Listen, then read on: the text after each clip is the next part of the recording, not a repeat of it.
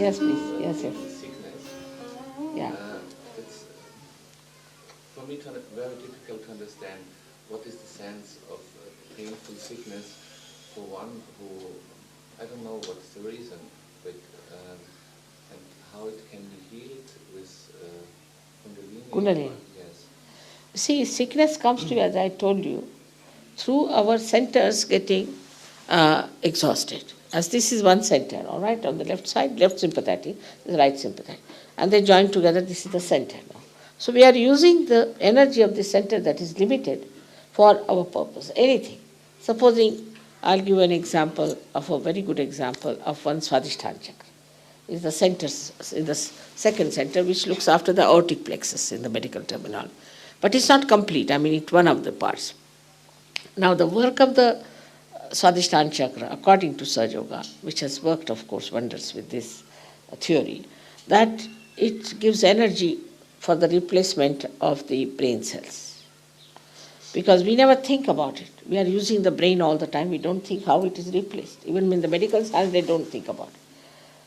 So one of the works it has got, it moves here. And also it has to look after your liver, it has to look after your pancreas, it has to look after spleen, it has to look after your kidneys, it has to also look after the lower part of your large intestines. All right?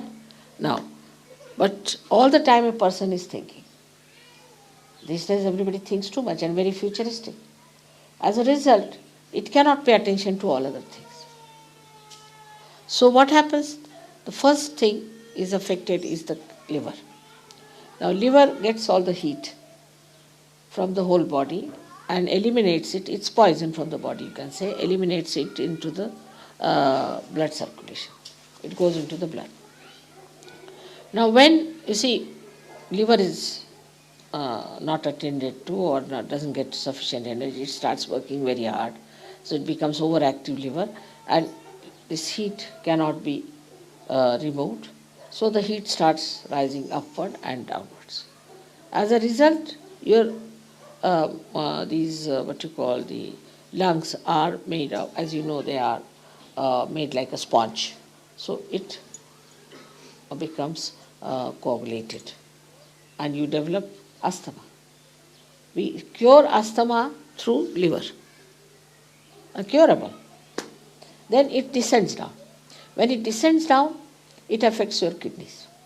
By that you get high blood pressure. Also, the another thing you get is constipation. Then your pancreas is neglected.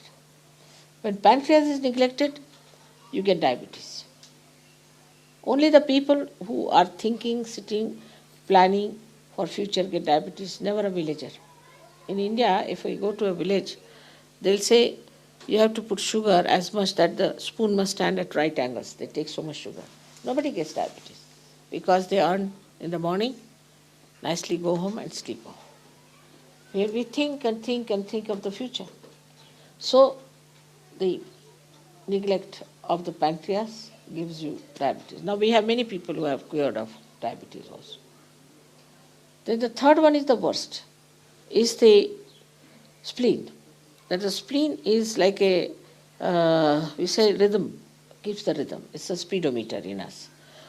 And supposing you are eating the food and suddenly you have to run, then you get a pain because it has to produce red blood corpuscles. But if you are always in an emergency in modern times as you are, first of all you read the newspaper, you are under shock. Because newspaper must shock you. So then another shock, then another shock. Then in the traffic you get a shock. So this poor spleen doesn't know how to behave in this crazy world. And it becomes very crazy and vulnerable. And with the slightest shock, it can get blood cancer. I must tell you that we have cured really blood cancer patients. Absolutely cured, completely cured, without any medicine or anything. Absolutely cured. We have certificates and everything about them. And surprisingly, all of them were architects. This is one. Then another thing, as I told you, it affects the kidneys and it affects also the lower intestines. So only one center, if you use it too much for one purpose, can give you all these troubles. And ultimately the heat might rise to your heart and you might have a massive heart attack. Especially if young people, if they are drinking too much, if they are playing tennis or of a very, any game which is like football or tennis, drinking too much and thinking too much, they might get a massive heart attack